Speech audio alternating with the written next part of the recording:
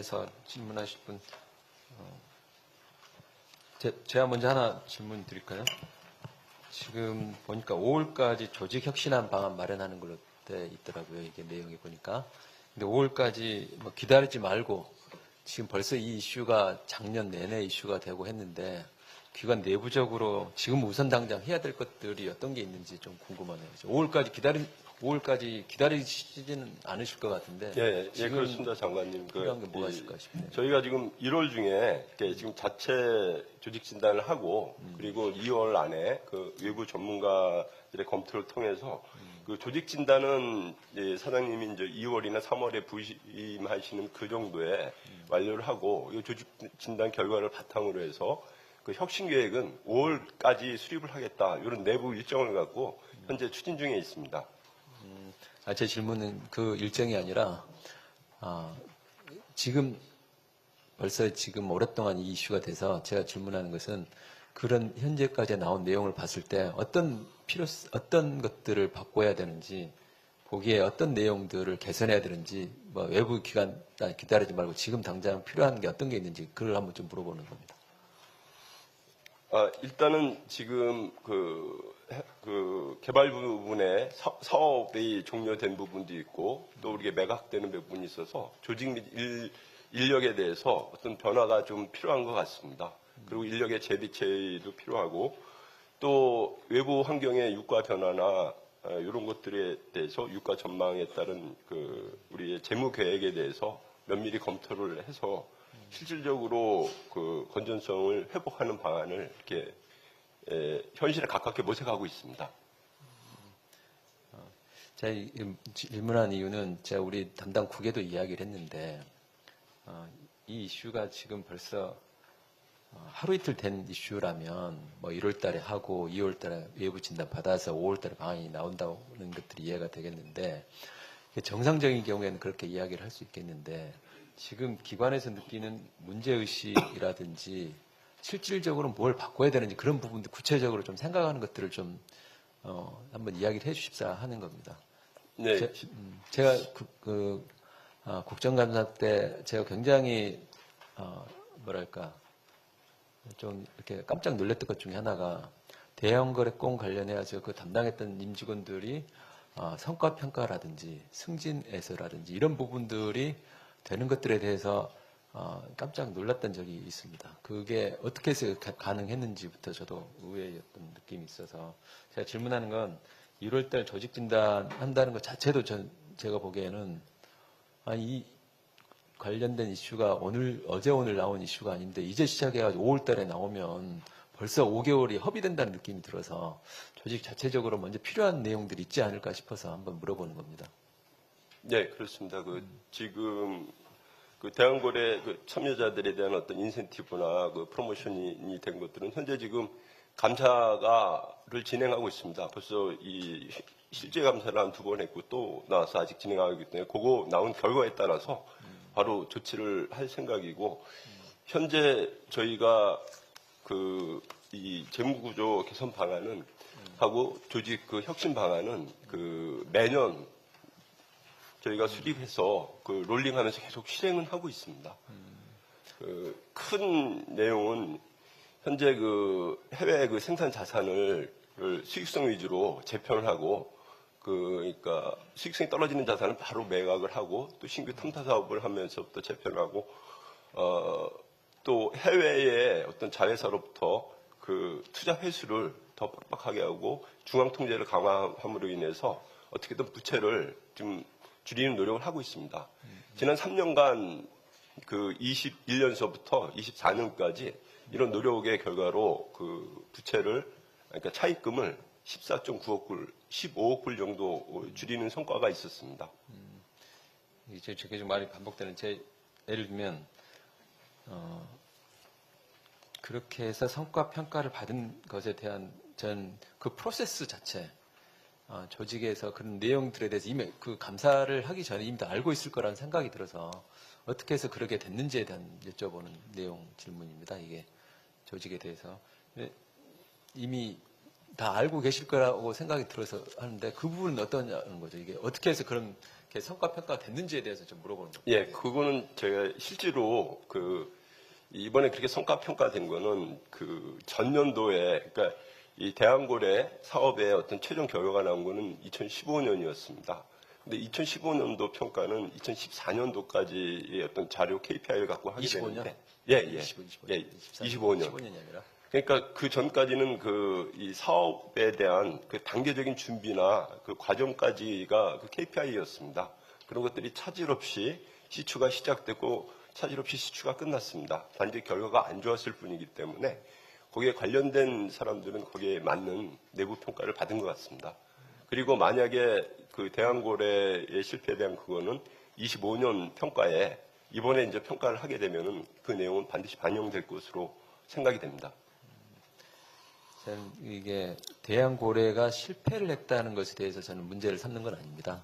대형고래 시추하다 보면은 어려운 확률이기 때문에 아주 어려운 도전 과정이잖아요, 이게.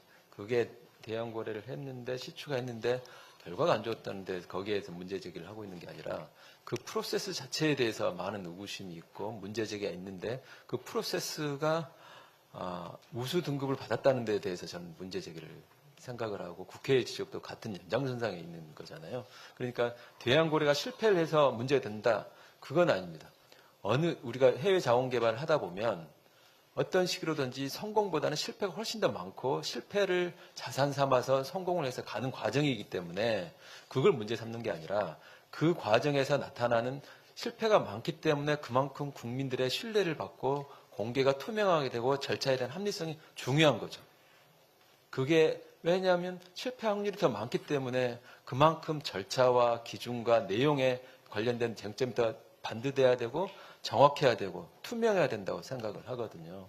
근데 그 수많은 과정들이 지금 벌써 수차례 실패했던 과정들이 있고 했는데 해외에 있을 경우에 뿐만 아니라 국내에서 있을 때조차도 그 절차와 내용에 있어서에 대해서 저희는 그렇게 평가되는 것에 대해서 제가 한번 질문을 하는 겁니다, 이게. 예, 장관님 그렇게 생각하실 수 충분히 있을 것 같습니다.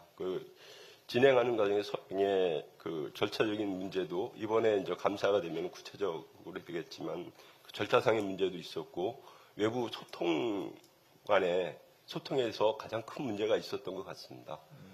그 점은 저희가 내부적으로 진짜 반성을 많이 하고 앞으로 이 소통을 통해서 어떤 신뢰를 전제로 이 사업을 추진해야 된다 이런 공감대 형성을 하고 있습니다. 그 내용 관련해가지고 하나 더 말씀을 드리면 이게 외부 진단을 한다는 소리는 우리 다 알지만 우리 내부 조직의 문제는 사실은 석유공사 자체가 훨씬 더 잘 알 수밖에 없다고 생각을 합니다. 외부에 진단을 해가지고 물론 그 외부에 맡기고 하는 것도 중요하지만 할 수만 있다면 외부 진단을 하기 전에도 우선 내부 스스로가 먼저 개혁을 하고 혁신하는 모습을 먼저 보이는 과정이 있었으면 좋겠다는 생각이 들고 5월 달에 나와가지고 그거 자체를 가지고 움직이는 것도 물론 필요하겠죠. 근데 지금 나온 문제점들을 이미 알고 있다면 조직 내부의 어떤 혁신의 역량, 조직 내부의 리더십에서 그런 부분들은 솔선 먼저 좀 시작을 해줬으면 좋겠다는 생각을 합니다. 예, 알겠습니다. 제가 한 말씀 좀 드리겠습니다. 저는 직무대행님의 말씀에 상당한 아쉬움이 있다고 저는 생각을 합니다. 무슨 말씀이냐면은 성과평가에 대해서 KPI가 정해져 있고 KPI가 정해진 것에 따라서 평가를 해서 그렇게 된 것 같습니다. 라는 말씀을 하신 맥락인 것 같습니다.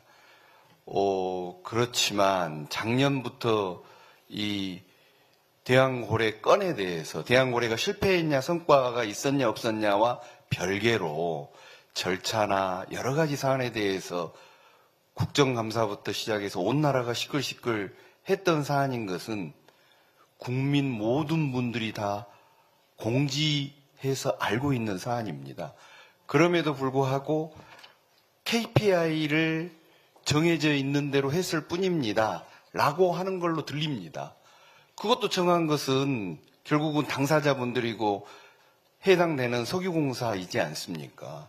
그것보다 그 정한 것도 공사인데 정해진 대로 했을 뿐입니다라고 하는 걸로 들리는 것은 굉장한 유감이라는 말씀을 제가 드리고요. 두 번째, 조직 진단에 대해서도 말씀을 하실 때 저는 이렇게 들립니다. 제가 차관이 아니라 국민이라고 할 때, 외부에 진단해가지고 나온 결과 가지고 하겠습니다. 그게 아니라 화법이 이렇게 돼야죠. 저희들 내부적으로 생각하기에는 이러한 문제가 있다고 내부적으로는 공론화를 하거나 분석을 했습니다.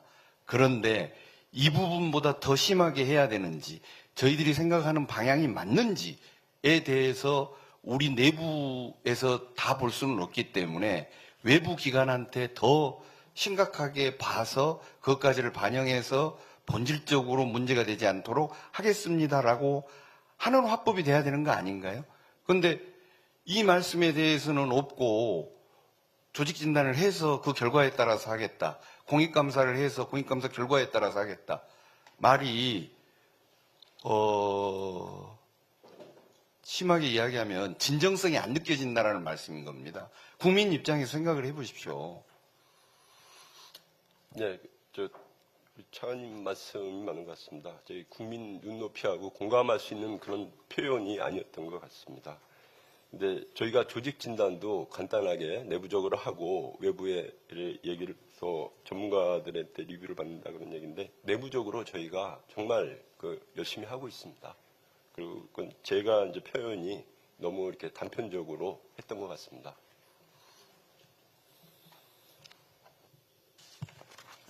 네, 장산호 국장입니다. 석유공사가 지금 해외 자원 개발을 하는 중요한 이유는 이 글로벌 수급 위기가 발생하면 해외에서 생산된 원유를 석유 제품을 국내로 도입한다는 그런 측면인 것 같습니다. 그래서 공사 발표 자료에 보면 지금 연간 해외 생산량이 한 4,700만 배를 되고 그중에 4,100만 배를 국내에 도입 가능해서 국내 도입률이 지금 비당시 국내 도입률이 87%라고 돼 있는데 이 87%가 실제로 우리나라의 수급 위기가 발생하면 이 국내로 도입할 수 있는지 석유공사가 구체적으로 어떤 그런 계획을 갖고 있는지 좀 설명을 좀 부탁드립니다. 예, EMP 사업본부장입니다. 저희들은 08년부터 해외 사업장에서 생산하고 있는 원유를 도입 실정을 단계적으로 하고 있습니다.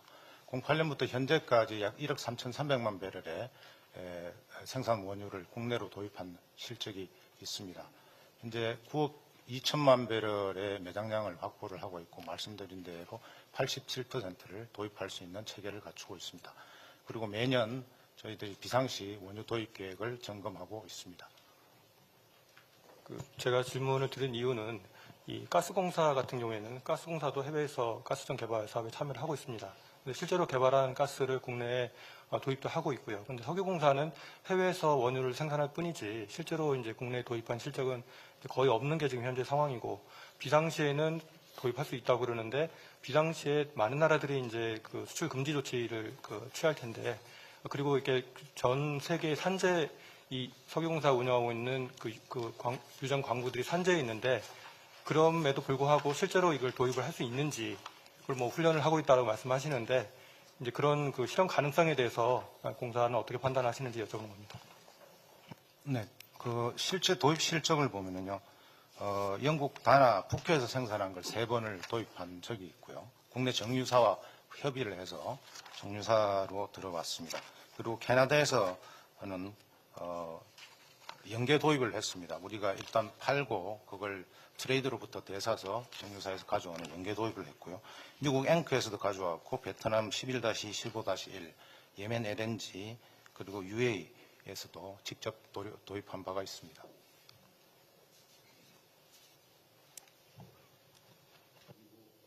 한 가지 지난번 대통령께 산업부 업무 보고 할 때 갑작스런 질문이 나와서 그랬을 수는 있습니다만 대한고래에 대한 경제성 분석 문제 그리고 석유공사가 갖고 있는 재무상의 이 해외 원전 개발과 관련된 것과 연관성 문제 그 부분들이 정확하게 답변이 드리지 못했던 면이 있었던 것 같습니다.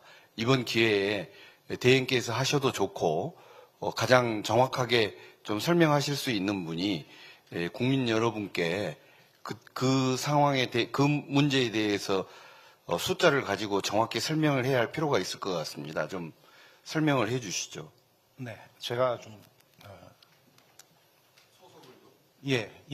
서경호사 EMP 에너지 사업본부장입니다.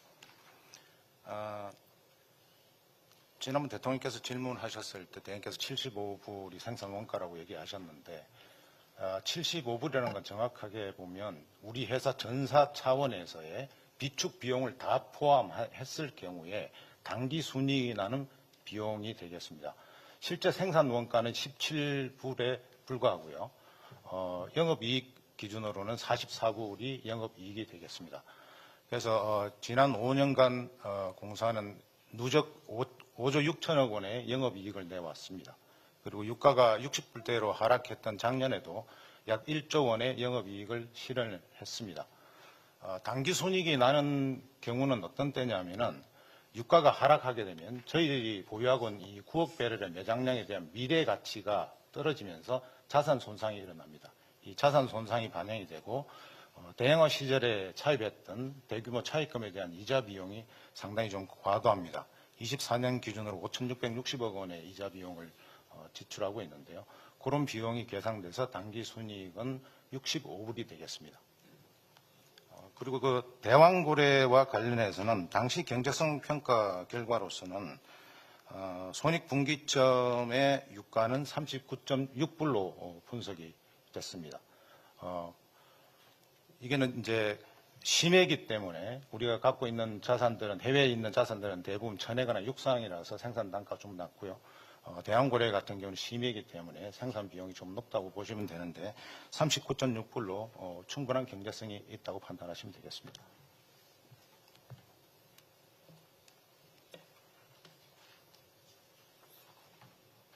네, 석유산업과장입니다. 석유산업과장 박한서입니다. 앞서 장관님께서 말씀하신 것처럼 자체적인 공사에서 혁신 방안을 마련할 예정이 있는 걸로 알고 있는데요. 공사의 그 본부 조직을 보면 총 3개의 본부로 되어 있는데 그 EMP 에너지 사업본부가 그동안의 실적이나 업무 그 양에 비해서 상대적으로 조직이 많은 것 같아서 강도 높은 구조조정 방안이 그 자체 혁신 방안이 포함되어야 될 것으로 보이는데 이에 대한 입장을 듣고 싶습니다. 일단 저희가 이제 자체적인 조직 진단을 진행을 하고 있습니다. 그런 상황에서 지금 그 과장님이 말씀하신 대로 그렇게 볼 수 있을 것 같습니다. 왜냐하면 저희는 앞으로 지금 자의원적으로 이렇게 정년 퇴직해서 나가는 직원들이 이제 몇십 명씩 발생을 하는데 이거를 신규 채용을 하지 않고 내부에 그 현재 사업 구조 조정 등으로 남는 그런 인력들을 전환 배치하는 것들을 지금 고려를 하고 있습니다. 그래서 지금 말씀하신 그 분야는 앞으로 조직 혁신 자체 방안에서도 들어가고 외부에 정확한 검증을 받아서 아마 혁신 계획의 한 부분이 될 것으로 생각을 합니다.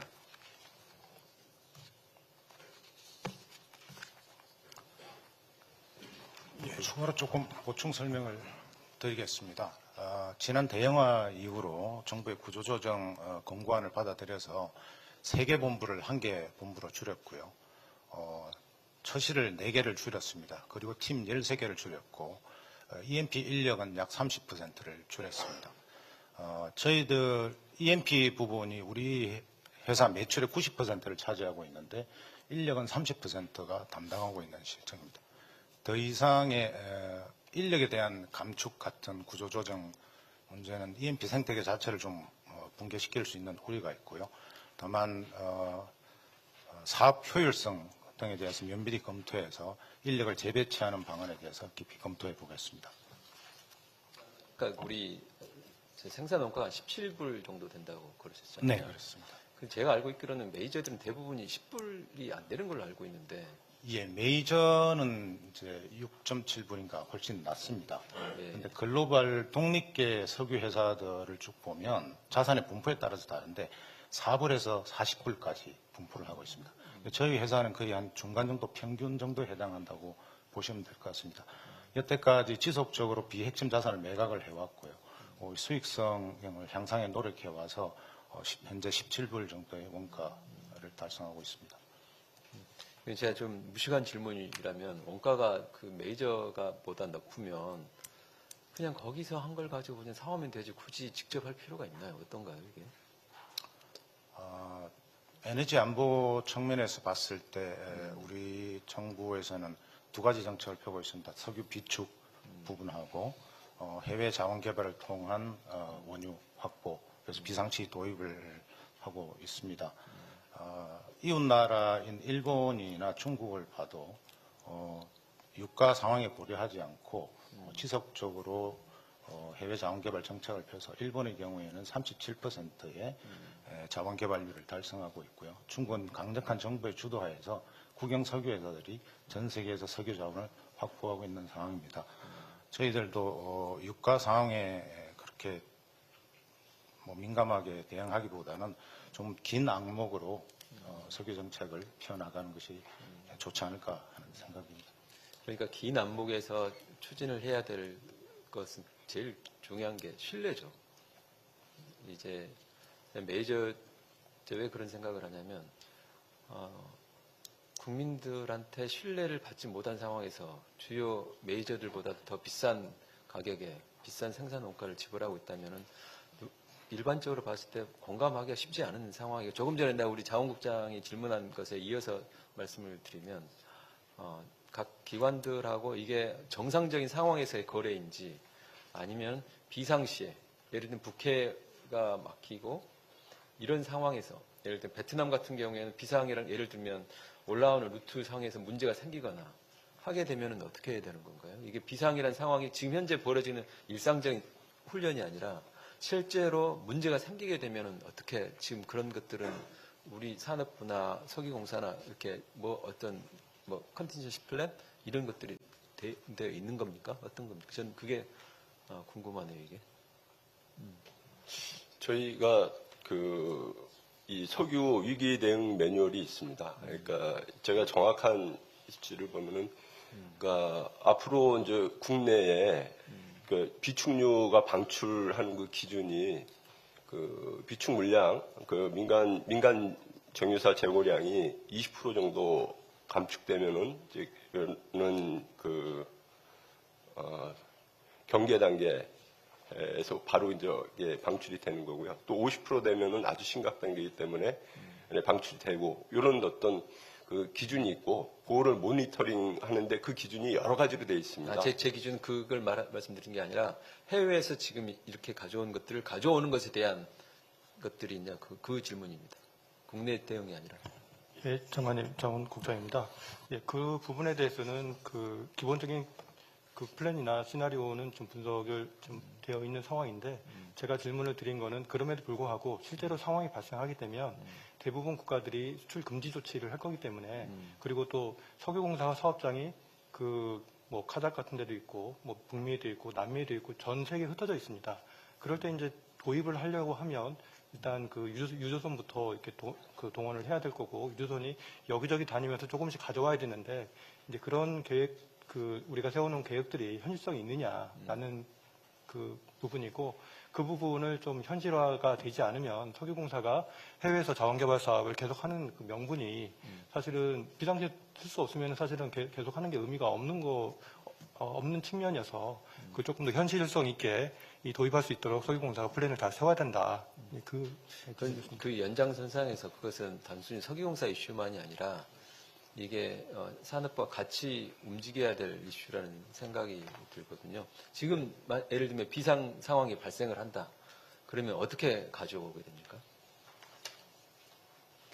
일단 제가 요거 약간 포인트에 설명을 좀 드리겠습니다. 실제로 그 석유 위기 발생은 그러니까 지정학적인 문제로 발생을 해서 아주 종류가 다양합니다. 지난번 러시아하고 우크라이나 전쟁 때 그 유럽은 가스에 대해서 거의 대란 수준에 있어서 몇 배씩 올랐는데 우리는 영향이 없었습니다. 만약 중동에서 발생을 한다, 그럴 수도 있고요. 그 지금 베네수엘라에서 발생할 수 있고 이런 어떤 국지적으로 발생을 하지 전체적인 어떤 그런 것들은 아마 발생을 하지 않을 겁니다. 그리고 저희 같은 경우는 이게 석유 수입량이 100% 외부에서 공급을 받는데 그 한 70% 정도가 그 중동 지역에서 도입을 합니다. 근데 저희가 확보한 그 매장량은 30%가 중동 지역에 있고 70%가 중동 이외의 지역에서 확보를 하고 있습니다. 이거는 어떻게 보면은 그 리스크를 해칭할 수 있는 그런 면도 있다고 생각합니다. 그리고 또 저희가 이 실질적인 도입은 많이 안 합니다. 왜냐하면은 현지에서 파는 게 더 유리하고 그 돈을 갖고 사는 게 더 유리할 수 있어서. 하지만 저희가 그 매년 어떤 사이트를 정해서 돌아가면서 실제로 그 계획을 세우고 실행을 합니다. 영국서도 갖고 온 적도 있고, 그 UAE에서 갖고 온 적도 있고, 또 하베스트 캐나다 쪽에서 수합을 통해서 간접적으로 갖고 온 적이 있습니다. 이런 갖고 들어온 루트에 대해서는 그 현재에 맞게 매년 그 검토해서 준비를 하고 아주 작은 부분이지만 그 테스트를 하고 있습니다. 지금 우리 본부장님께서 답변을 하시는 게 더 나을 것 같은데 제 기억으로는 해외 개발 유전에 지분 참여를 하든 뭘 하든 간에 결국은 주주간 협약에 의해서 주주간 협약서를 작성을 하시고 주주간 협약서에 비상시에 우리의 지분에 해당하는 가지고 가는 물량에 대해서 어떻게 할 건가 하는 게 주주간 협약서에 들어가 있는 거 아닌가요? 그리고 그 부분에 대한 조달 방법에 대해서도 어떤 계약서에는 들어가 있고 어떤 계약서에는 뭐 다른 방식으로 들어가 있고 그건 좀 케이스 바이 케이스로 좀 달라지고 그랬을 때 우리가 비상시 수급 비상에 걸렸을 때 지금 우리 자원산업국장이 하신 말씀은 그렇게 각 개별 계약서의 비상시에 가지고 올 물량에 대해서 계약만 되어 있고 명시적으로만 되어 있지만 실제 정말 그런 상황이 발생했을 때 어떻게 딜리버리를 운송 체계를 갖춰가지고 하는 부분은 석유공사가 거기까지는 미흡하지 않냐. 그러니 그 부분에 대한 생각이 있냐라고 하는 걸 물어보는 것 같은데 설명이 달리 지금 설명이 되고 있는 것 같아요. 본부장님 어떠세요? 네, 산유국과의 조강 계약서 자체에 저희들의 물량을 비상시에는 도입할 수 있도록 명시를 하고 있고요. 그리고 아부다비, UAE 같은 경우에 있어서는 에드락이 60%의 지분을 갖고 있습니다. 에드락의 물량도 저희들이 도입할 수 있도록 계약서 자체에 명시를 해서 저희들의 생산량보다 더 추가로 도입해 올 수 있는 부분은 서류상으로는 명시가 되어 있습니다.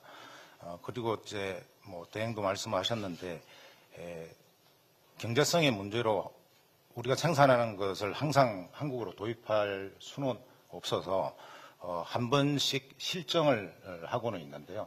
해외에 나가 있는 저희들 운영 자회사하고 트레이드 간의 계약이 있습니다. 이 트레이드를 통해서 유조선을 동원을 하고 저희들 물량을 갖다 실어서 가져올 수 있도록 그렇게 지금 하고 있습니다. 제가 그 유전개발 관련 한마디만 더 하겠습니다. 제가 이제 베트남에서 실제로 근무한 적이 있었기 때문에 그때 11-2광군은 예를 들어서 그게 저희가 지분이 많지는 않습니다. 되게 많지 않은데 만약에 그 참여자에 한해서는 입찰을 붙고 필요한 경우에 파트너에서는 같은 가격을 주고 선취권이 있습니다. 대신 근데 그걸 싸게 갖고 올 수는 없고 입찰은 시작을 하고 최고의 입찰가로 참여자는 그걸 갖고 올 수 있는 이런 경우가 되게 많습니다. 이것 자체가 어떻게 보면은 위기 시에 어떤 그 석유 물량을 확보할 수 있는 어떤 그런 유리한 입장이 되는 건 그런 면이 있는 것 같습니다.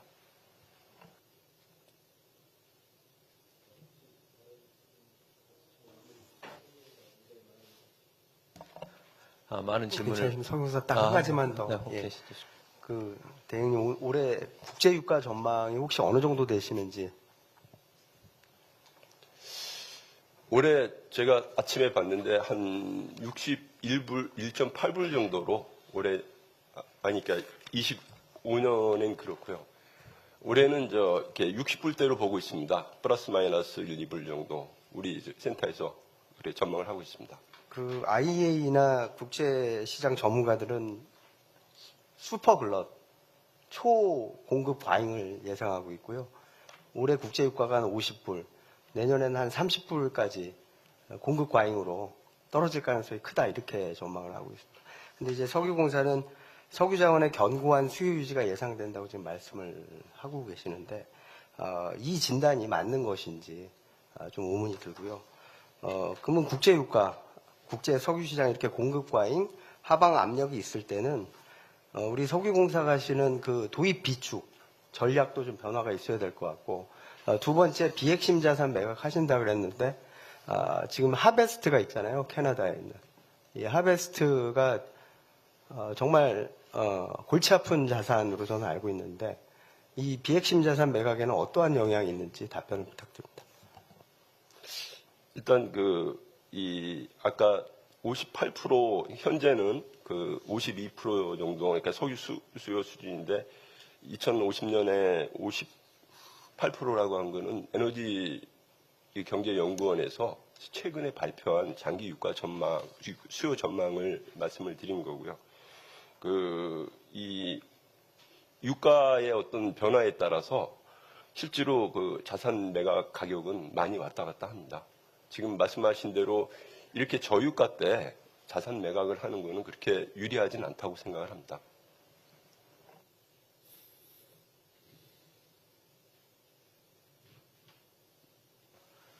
예, 그럼 석유공사는 뭐 질문을 많이 한 것 같으니까 다른 기관도 조금. 자, 그러면 다른 기관 이제 광업공단, 광해광업공단 볼까요?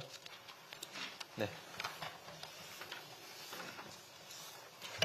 예, 그럼 제가 광해광업공단 관련 질의를 간단하게 먼저 좀 드리겠습니다. 광해광업공단의 임무가 아까 핵심 광물 전담 기관으로서 역할도 있지만 이 안전과 관련해서 광산 안전 관리를 지원하고 그다음에 이 광해 방지 사업을 실시하는 과정에서 안전을 확보하는 게 가장 중요한 임무 중에 하나입니다. 공단이 이 광산 안전 관리와 관련해서 지금 현재 어떤 노력을 더 하고 할 필요가 있다고 생각하시는지 그 부분에 대해서 간단히 설명을 좀 부탁합니다. 예, 제가 우선 사장 황영식입니다. 제가 우선 간단히 말씀드리겠습니다. 광산의 안전 관리 지원하는 시스템은 저희 공단이 지금 일상적으로 해오고 있는 이런 광산 현장의 위험 요소가 기본적으로 배수, 지반, 통기 한 3가지 분야에서 올 수가 있고요. 관련되는 안전시설, 시급한 안전시설을 갖추는데 저희 공단이 적극적으로 지원하고 있습니다. 아직까지 충분하게 지원이 이루어진다고는 볼 수 없습니다만은 최대한 하여튼 예산 범위 내에서 절감해서 최대한 대응하고 있고요. 장기적으로는 어떤 관련 데이터 확보 분석, 그다음에 AI를 활용한 위험 예측 모델을 지금 현재 개발하고 있고요. 장기적으로는 LAI 광산 안전관리 통합 시스템을 지금 구축하려고 노력하고 있습니다. 아마 27년쯤에는 민간 광산에도 적용이 가능할 걸로 봅니다. 그다음에 사장님, 예, 안전관리 일반에 대해서 그 정도인 것 같고요. 조금 더 구체적으로 질문을 한번 드려보겠습니다. 전국에 지금 3,400개가 넘는 휴폐광, 가행 광산이 있고, 그 광산 내에 7,600개가 넘는 광해 방지 필요 시설이 있는 걸로 알고 있습니다. 아까 공단 발표 자료에도 그렇게 되어 있던데요. 그 중에 이제 2,172개소에 대해서 광해 복구가 완료돼서 현재 이 복구율이 한 28.4%로 되어 있는데 이 수치가 좀 적정한 수치인지 좀 아직 조금 이렇게 낮은 수준이 아닌지에 대한 좀 궁금하고요. 이 복구율을 좀 높이기 위해서 왜냐하면 이제 광해광업공단의 중요한 역할이 이 광업 쪽도 있지만 광해도 중요하기 때문에 이 복구율을 좀 높이기 위해서 어떤 부분들이 더 필요한지 그 부분에 대한 말씀 부탁드립니다. 제가 우선 답변하고 좀 모자라는 부분이 있으면 담당 본부장님께 맡기겠습니다. 현재 저희 공단이 현재까지 달성한 그 광해 방지, 광해 복구 이 완성률이라고 그럴까요? 그는 사실은 올해 끝나는 4차 광해 방지 기본 계획상으로는 목표가 30%를 달성하게 돼 있습니다. 근데 작년 현재 28.4%를 달성했습니다. 근데 요 28.4%는 개소수고요. 실제로 이 전체적인 필요한 그 소요, 광해 방지 복구 노력의 소요량을 기준으로 따지면 그거보다는 훨씬 높습니다. 사실은 이렇게 된 목표보다 현재 절대로 높다고 볼 수 없는데요. 겉으로 드러난 수치는 이렇게밖에 될 수 없는 것은 지난 20년 동안의 이 원래 장기적인 기본계획에 들어있던 예산 중에서 실제로 저희에게 투입된 예산이 66% 정도입니다. 원래 기본계획상에. 그런데 지금 이 달성률을 보면은 거의 지금 뭐 한 그보다는 훨씬 높은 수준이어서 비교적 그런 것이 가능했던 이유는 물가가 상당히 올라갔음에도 불구하고 실제 목표보다 사실상 더 넘어가게 된 거는 광해 방지 사업이 계속 누적되면서 나름대로 어떤 효율적이고 합리적인 방안들이 찾아진 겁니다. 그래서 예산 집행 효율은 실제로는 훨씬 더 높아져 있는 상황이라고 볼 수 있습니다.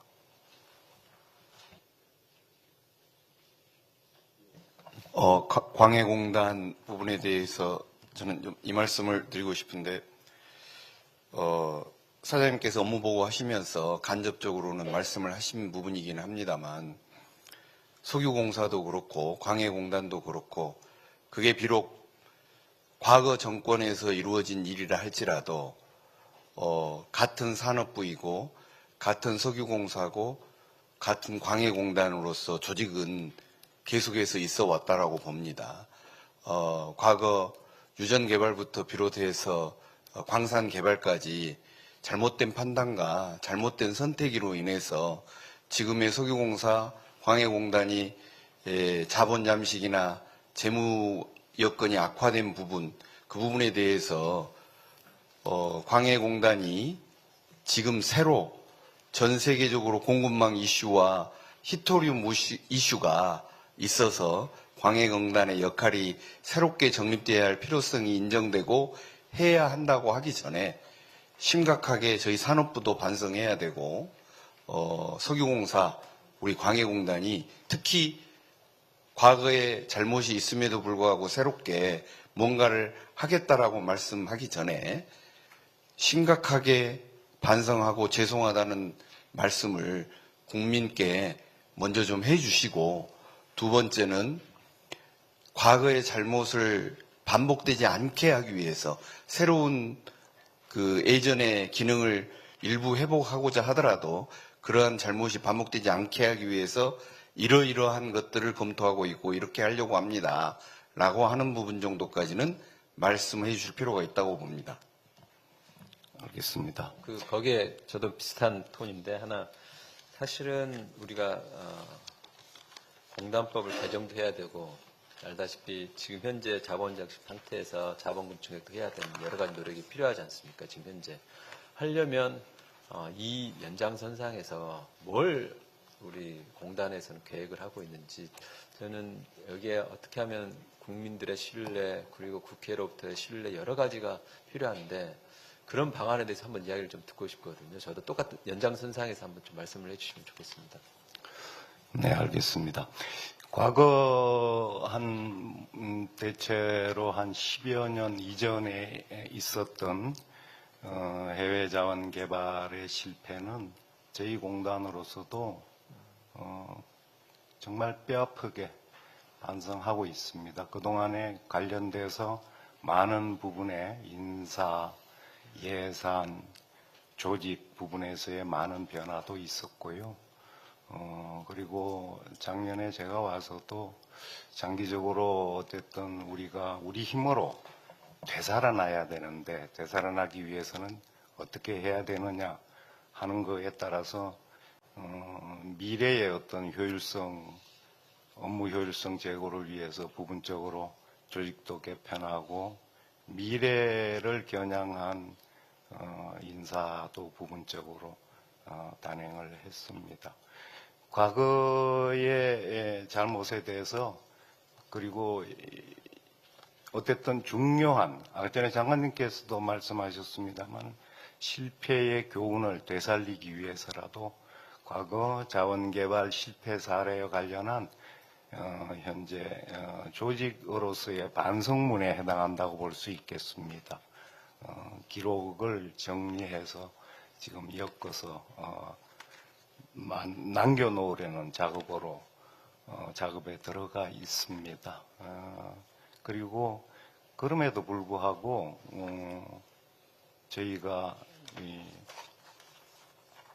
부분적으로라도 해외 자원 개발에 다시 나설 수밖에 없는 이유는 장관님 잘 아시겠지만 21년도 공단이 통합하고 난 뒤에 제가 살펴봤더니 없더라고요. 이게 공기업이라서 공기업은 기본 구조가 자기들이 일해서 벌어서 성과를 내서 먹고 살 수 있는 구조여야 합니다. 그런데 저희는 지출 구조는 그대로 다 온전하고 있고 오히려 과거의 실패의 누적에 따라서 그 이자 부담은 나날이 늘어나고 있습니다만은 수입 구조에는 아무런 변화가 없습니다. 문이 닫혀 있고 그래서 흔히 조금액 일본의 조금액 얘기를 많이 합니다만은 아무리 살펴봐도 우리는 그런 구조로 갈 수 있는 방안이 없습니다. 그래서 결국은 자기들이 우리가 그동안 해온 그나마 전문성을 확보하고 있는 부분에서 결국은 살 길을 찾을 수밖에 없는 구조입니다. 현재의 재무 구조가. 그래서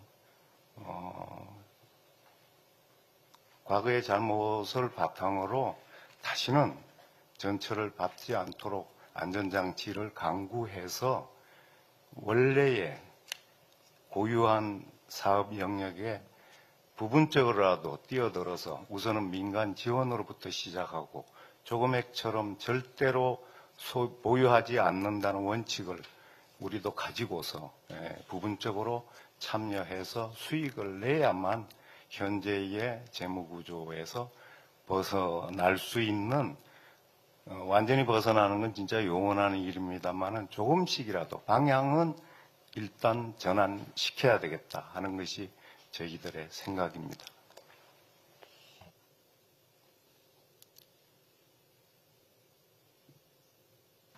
네, 방금 장관님 말씀하셨던 부분인데요. 이 광업공단법을 개정을 해서 자본금을 3조에서 5조까지 증액하는 문제는 사실은 굉장히 어려운 과제입니다.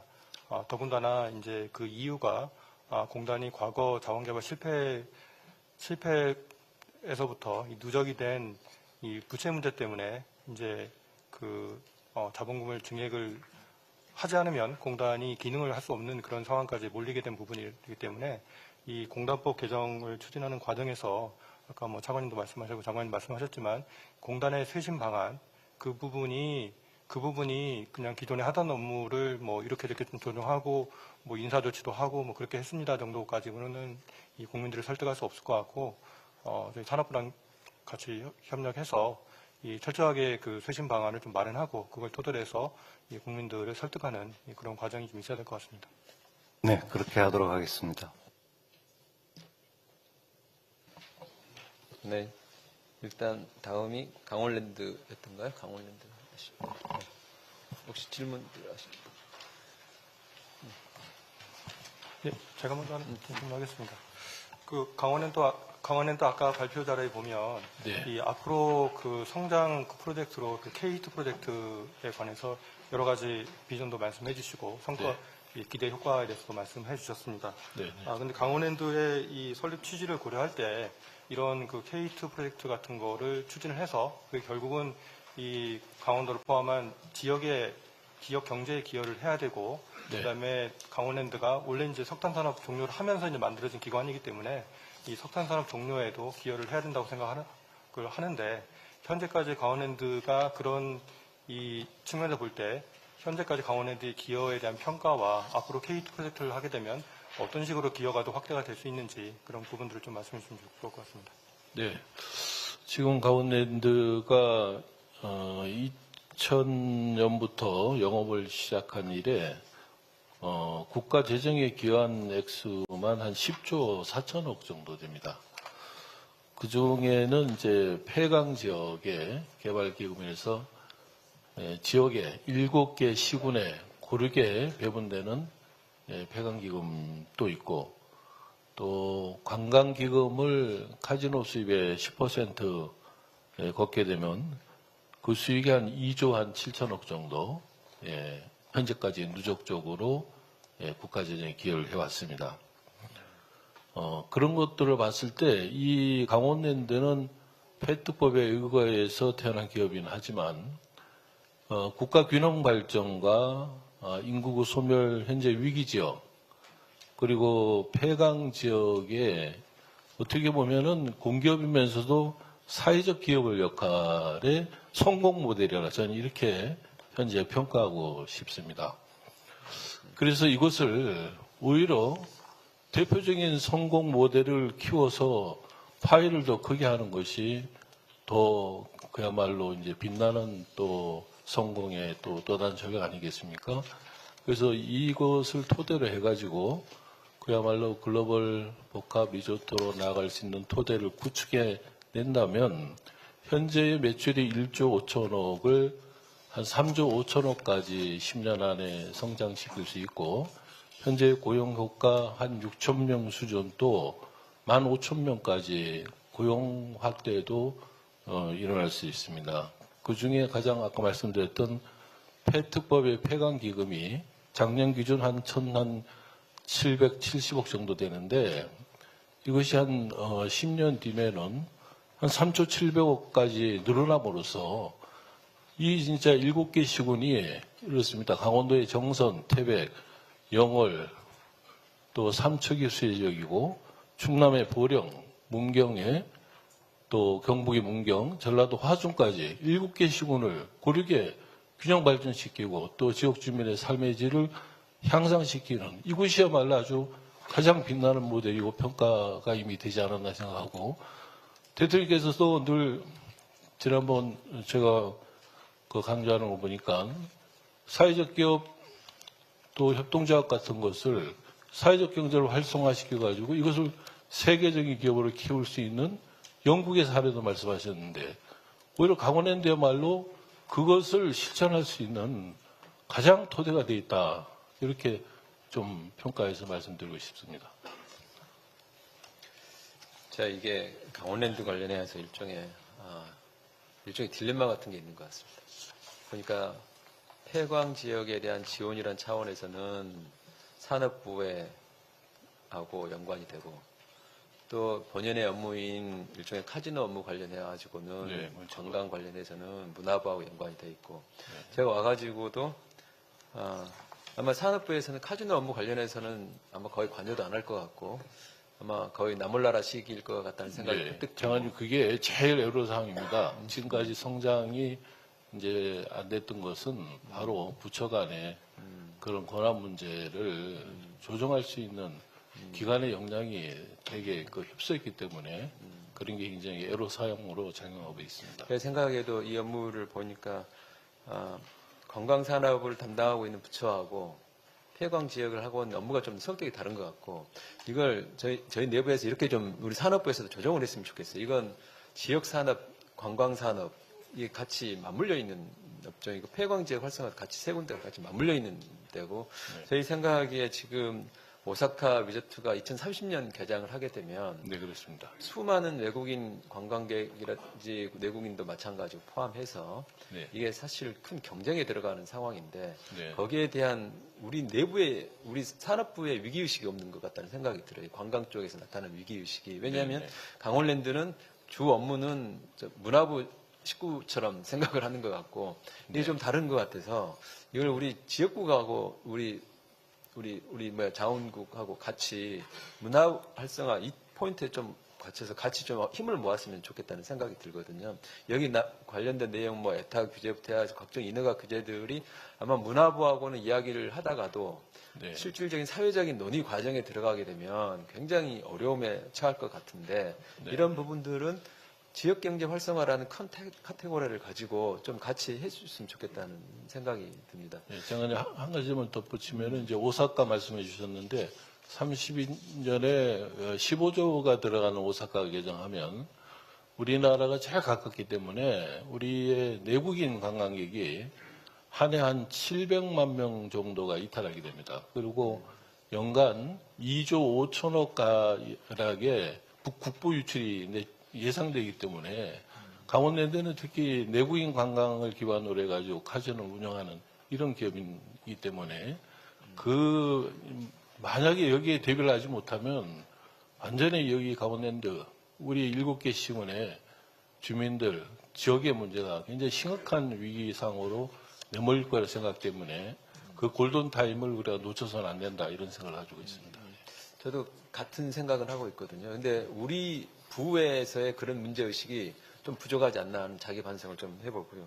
그때 이제 대통령께서도 말씀하셨습니다만 이것과 같이 가야 될 게 일종의 도박 중독과 관련된 내용들이 같이 어떻게 보면은 사업만 한다고 생각하면 안 될 테고 네, 맞습니다. 도박 예. 중독 같은 게 같은 연장선에서 이렇게 같이 수평적으로 같이 올라가줘야 되는 이슈라 이런 부분들은 우리 위원회도 있지 않습니까? 네, 사감위원회도 있고 해서 한번 우리 부도 좀 이 부분은 좀 같이 좀 봐줬으면 좋겠어요. 특히 우리 지역 경제 국토균형 컨셉에서 그게 지금 우리 부 내에 있는 국도 다르고 실이 달라가지고 아마 우리 지역국에서는 전혀 인발부가 안 나오고 있죠.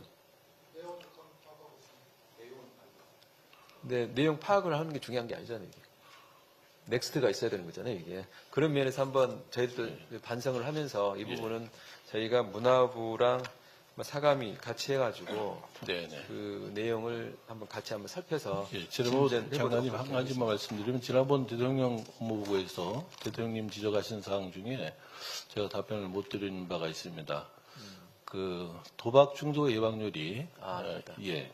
그 2010년 기준으로 사감위 자료인데요. 85.6% 정도의 심각성을 나타냈다면 그게 점차 들어주면서 2024년 기준은 54%로 이렇게 낮춰졌고 또 강원랜드 주변에 이제 장기 체류자가 과거에는 한 300명 정도가 연간 체류했었는데 현재 기준으로는 42명으로 현격하게 이렇게 추세가 낮아지기 때문에 도박 소위 게임 중독에 대한 강원랜드의 노하우 또 연구는 계속적으로 또 성과를 내고 있다고 좀 보고 드리겠습니다.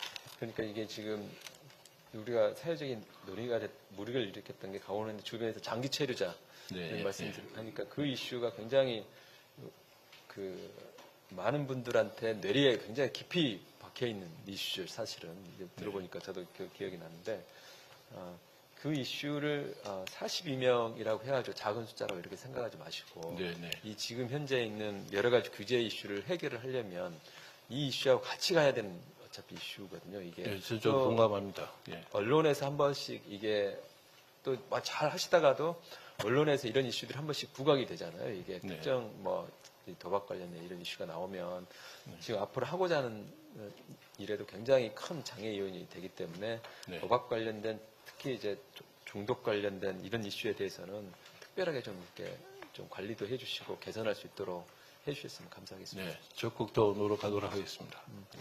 이 강원랜드 관련해서 국민들 시각에서 이렇게 바라보면 강원랜드만큼 쉽게 돈 벌어가지고 카지노니까요. 가만히 오지 마라고 해도 오는 사업이고 와서 자기 돈 가지고 돈 잃고 가는 사업이라고 생각할 겁니다. 다른 말로 하면은 강원랜드 국민들 시각에서 강원랜드가 그렇게 쉽게 돈 벌어서 1번 어디다가 쓸까? 그 부분은 이번 업무보고 하면서 국민들께서 좀 이해하셨을 것 같아요. 그럼에도 불구하고 자기들끼리 호의호식하면서 방만 경영할 거라고 걱정하고 생각이 들 것 같아요. 그 부분에 대해서 좀 설명을 좀 해주셨으면 좋겠어요. 그러니까 그리고 누군가가 명확하게 스크리닝이 정확히 시스템적으로 안 되면 반망 경영 플러스 효율적이지 못한 의사결정, 투자 결정을 하지 않을까라고 하는 것에 대한 걱정이 상식적으로 들 것 같아요. 그 부분에 대해서 우리 강원랜드에서 추후도 그런 일이 없도록 이렇게 하고 있습니다. 라고 자신 있게 말씀하실 수 있는지 전 두 좀 가지 설명을 좀. 예, 두 가지를 나눠서 말씀드리면 그 카지노를 도박으로 보던 그 시대가 좀 지났다 이렇게 좀 말씀드립니다. 우리는 합법적인 그 사업을 영위하는 사업자이기 때문에 저희는 도박이라는 용어를 안 쓰고 게임이라고 용어를 쓰고 그래서 이 카지노는 이미 전 세계적으로 하나의 국가의 전략적인 관광 상품으로 밀고 투자를 하고 또 경쟁을 하는 단계이기 때문에 어딜 가든 우리 국내 우리 저 소득수준이 높아지는 우리 국민도 해외로 가면은 그걸 하나의 관광으로 생각하지 않습니까? 예, 그것을 뭐 도박을 즐기러 가는 사람이라기보다는 많은 또 뭐 엔터테인먼트 요소가 있기 때문에 그런 부분들이 시대적인 변화가 있다 이렇게 말씀드리고 또 하나는 강원랜드가 과거에는 방망 경영 등 그런 이제 국회 지적사항도 오래된 거 많았습니다만 자고의 노력들을 계속해 나가고 있고 그런 부분들이 최근 몇 년 사이에 특별히 지적사항은 없는 것으로 이렇게 파악되고 있습니다. 그러나 우리는 특히 이제 사행 산업을 영위하기 때문에 차관님 말씀처럼 또 각고의 또 이제 공기업으로서의 사회적 책임 의식과 또 경영에 대해 특별히 또 노력을 계속 해야 될 필요성이 있다는 것은 자각을 하고 그런 점들을 임직원 모두가 더욱더 노력하도록 하겠습니다. 네. 다음은 석유관료. 네, 석유관련 이사장 최춘식입니다. 질문하실 분들. 네.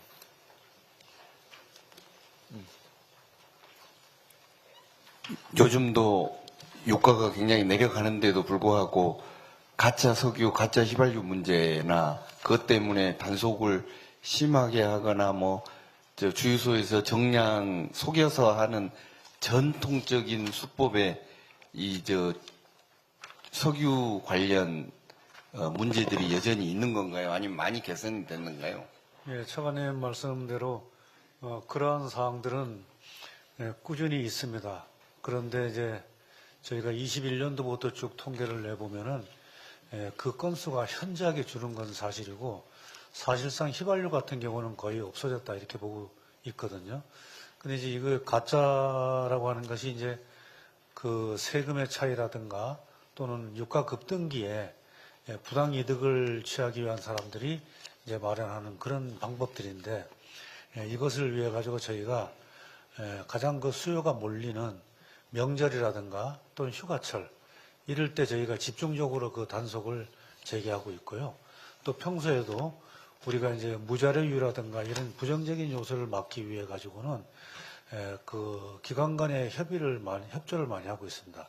예를 들어서 국세청의 세금 자료, 또 우리가 국토부의 유가 보조금 자료 이런 것을 취합을 해가지고 그것을 함께 공유하면서 그런 건수가 많이 나온 그런 위험업소를 대상으로 해가지고 저희가 단속을 지속적으로 실시하기 때문에 지금은 현저하게 그 건수가 줄어들었고 이제 점점 더 투명한 그런 이제 석유 시장이 되어가고 있다라고 저희가 보고 있습니다.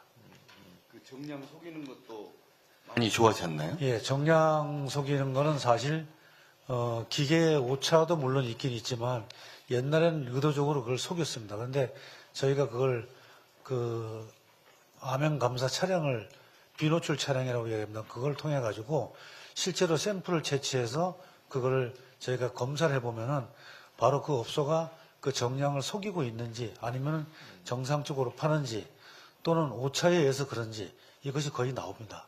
그래서 그런 것은 그때그때 저희가 적발해 가지고 조치를 하고 있습니다. 그래서 많이 이제 불법 사항들은 석유 시장에서 많이 사라졌다 이렇게 보아지는 것도 사실입니다. 하나 그래도 지금도 있습니다.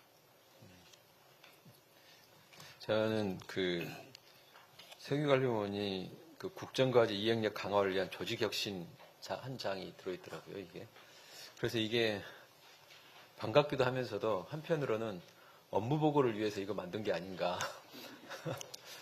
왜냐면 이게 만들려면 작년에 만들어가지고 했으면 하반기에 국정과제 나오면서 했으면 훨씬 더 좋았겠다 싶은 생각이 드는데 그것과 상관없이 그럼에도 불구하고 국정과제 이행력 강화를 위한 조직혁신 TF를 만들어서 운영을 하고 방안을 만들겠다 하는 데서는 평가를 합니다.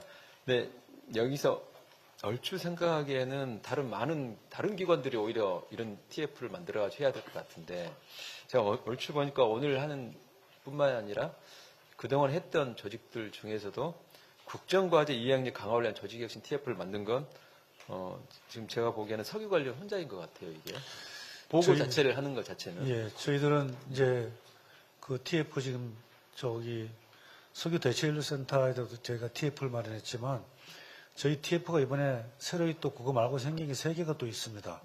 안전보건관리 TF가 하나 있고요. 그 아주 특별 전담 기관으로 그 다음에 저희 AI 전환팀 또 ES 경영팀 해가지고 이것을 전부 임원들 직속으로 두고 관리를 하고 있고 제가 담당한 것은 안전보건입니다. 그래서 이번에 석유 대체연료센터를 이번에 구축함에 있어가지고 그것을 하는데 거기에 관련된 업체들을 그 공사 시작하기 전에 한번 다 모아서 안전에 대한 부분을 강조를 할 계획입니다. 그럼 국정과제 이행 중에서 특별하게 이렇게 석유관리원에서 생각하는 국정과제 중 가장 중요하게 생각하는 국정과제 어떤 걸 생각하고 있어요? 지금 국정과제가 저희가 한 30개 정도 해당이 되는데 다 제가 그거를 다 외우고 있지 못하니까 이 부분은 저희 기획처장이 좀 설명드리면 되겠습니까? 네, 기획처장 김경훈입니다. 저희 정부 국정과제 연계한 건 지금 경영혁신 TFT가 한창 운영 중에 있고요.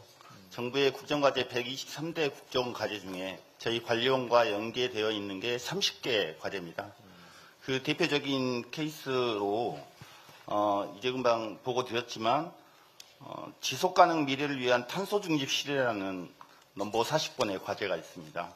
이 과제와 관련해서 지금 우리 기관에서는 석유 대체연료센터 건립을 27년까지 설립해서 사프나 이런 그 친환경 대체연료에 대한 보급이나 기반을 마련하기 위해서 노력을 하고 있습니다. 제가 말씀을 드리는 건 우리가 지금까지 있던 대부분의 조직들이 그동안 통상의 과제를 수행을 했다면 조직 상황을 보셔가지고 국정과제를 별도로 하는 팀들이 상시 조직은 아니더라도 하나 있었으면 의미가 있겠다는 생각은 한번 해봅니다. 오케이. 네. 없으시면 다음 석탄공사 마지막인 것 같습니다. 석탄공사 질문하십니다. 예. 예, 제가 먼저 질문 드리겠습니다. 장국장입니다. 그 석탄공사는 그 작년 6월 그 마지막 탄광 폐광 이후에 사실은 인원과 조직 그 예산이 대폭 축소가 됐고 현재는 이제 200명 정도 계약직으로 지금 조직을 운영하고 계시는데 이 그 현재 기관 관리에 어쨌든 큰 문제점 없는지 하나 여쭤보고 싶고요. 그 다음에 두 번째는 지금 그 부채 문제가 좀 2.5조 그 누적 부채가 있는데 이 부채 문제 이 완화를 위해서 정부가 어떤 지원 좀 필요한지 그런 부분들 좀 말씀해 주시면 좋을 것 같습니다. 네, 대한석탄공사 기획조정실장 석근호 답변드리겠습니다. 공사는 25년 6월 석탄공사 폐광 완료 이후에 이제 폐광은 완료가 되었습니다. 즉 국내 생산 기능은 이제 마무리가 되었다고 판단되고요. 그리고 재무관리 그리고 저탄관리, 자산관리 등에 대한 이제 잠정 기능을 수행함에 있어서 주요 의사결정을 함에 있어서 이제 그 현재 그 임원 중에 공석인 자리가 있습니다. 그래서 거기에 대해서 산업부 차원에서 현재 검토 중인 걸로 알고 있고요. 그리고 지금 현재로서는 이제 산업부와 이제 주요 업무에 대해서는 보고를 통해서 업무를 추진하고 있고, 그리고 주요 의사 결정이 필요할 때는 이제 격주 간격으로 이제 산업부 담당과와 저희가 미팅을 갖고 있습니다. 거기서 이제 업무를 추진하고 있다고 답변드리고요. 두 번째, 저희 이제 누적 부채가 2조 5천억에 달하는데 지금 현재 그 금융 비용, 즉 이자 비용 대비 이제 정부의 지원금이 좀 부족한 상황입니다. 따라서 그 누적 부채가 계속 증가하는 구조에 지금 직면해 있는 상황입니다. 그래서 이 부분에 대해서 이제 정부에서 관심을 좀 가져주시고 추가적인 지원을 해주시면 이제 누적 부채가 이제 증가하는데 이제 막을 수 있는 방법이 아닌가 이렇게 건의드립니다. 이상입니다. 예, 석탄공사에 대해서 저는 앞에 석유공사, 광해공단과 달리 석탄공사의 아까 업무보고에서 보니까 215명이 전원 정규직이 하나도 없이 계약직으로 해서 해체하기 전까지 유지를 하려고 하면은 해체할 때 제일 큰 문제가 인원 문제이다 보니까 이미 퇴사하시고 계약직으로 운영을 하고 있는 거지 않습니까? 그 부분에 대해서 참 짠하다, 이게 좀 그 생각부터 드리고 고생하신다라는 말씀을 좀 우리 산업부가 드려야 되는 것이라고 생각을 하고요. 이 석탄공사는 우리 정부나 우리 국민들께서 석탄공사, 그다음에 석탄에 종사하셨던 모든 분들이 그동안 노력을 했던 부분들을 이제는 정리를 해가는 단계다라고 하는 측면에서 이 석탄공사한테 고마워하는 것도 있지만 석탄 산업 전체에 대해서 종사하는 분들에 대해서 우리 산업부나 모든 국민들이 감사드려야 되는 상황이라고 생각을 합니다. 그 차원에서 2.5조 부처 문제를 거기에 대한 책임이 정부에도 있다고 생각을 하고요. 정부에도 있는 게 아니라 정부에 있는 거고요. 또 그로 인해서 수입을 보고 있는 부분들이 있는 수익자 부담 원칙에 입각해서 이 문제는 해결을 해 가야 한다고 생각을 합니다. 이 석탄 산업이 없어지는 것 측면에서 새로 생긴 게 강원랜드인 거고, 또 그로 인해서 석탄의 수입들이 이루어지고 있는 것도 그건 큰 틀에서 보면 마찬가지라고 생각을 합니다. 이렇게 정부뿐만이 아니라 강원랜드 포함해서 석탄 산업이 없어지는 것으로 인해서 책임이 있는, 넓은 의미에서 책임이 있는 부분들이 같이 힘을 합해서 이 석탄공사의 부채 문제나 정리 문제는 꼭 반드시 해결을 해야 된다라고 생각하고, 저희 정부 산업부에서도 그런 각오로 하겠다는 말씀을, 감사하다는 말씀 대신으로 좀 드립니다. 감사합니다. 뭐 담당 과장님 한번 어떻게 하실지 한번 포부를 한번 이야기 좀 해줘 보십시오. 마이크 좀 전달해 주세요. 뒤에 있습니다. 예, 담당 과장 석탄 과장입니다. 일단 이제 석탄공사 부채에 대해서는 지금 현재 저희가 이제 정리 방안을 어느 정도 초안을 마련했고요. 이제 대통령실이라든가 기획재정부 관계부처랑 협의를 통해 가지고 조만간 확정을 해서 그걸 갖다 실시하고, 그래서 석탄공사 남은 기능들도 이제 잘 정리가 될 수 있도록 빨리 조속히 대책을 마련하도록 하겠습니다. 지금 현재는 2월 달까지 지금 회의체 올리는 걸로 계획을 잡고 있습니다. 그래서 그 회의체 나온 결과를 토대로 또 필요하면 공원위 같은 데 올려가지고 최종적으로 확정하도록 하겠습니다. 조금 전에 우리 차관님께서 아주 귀한 말씀을 주셨습니다. 이 우리 산업화 과정에서 있었던 석탄 공사를 비롯해서 석탄 산업에 종사했던 우리 종사자들에 대한 어떤 고마움과 그 연장선상에서 있었던 정부, 또 뭐 유관 기관들이 다 같이 해서 아주 아주 부드럽게 넘어갈 수 있도록 한번 저희들이 힘을 모으고, 우리 담당과국에서도 이 이슈를 단순하게 정리한다는 차원에서만 생각하지 마시고, 이게 우리 산업화 과정에서 있었던 분들에 대한 애우도 있고, 또 그 과정에서 지금 굉장히 어려움을 겪고 있는 지역사회도 있고, 그런 부분들을 종합적으로 해서 이 부분을 다뤄줬으면 좋겠습니다. 네. 네, 감사합니다. 네, 이상으로 자원 분야 업무 보고를 모두 마치겠습니다. 이어서 수출 분야 업무 보고 및 토의를 시작하겠습니다. 먼저 코트라 강경성 사장님께서 보고해 주시겠습니다.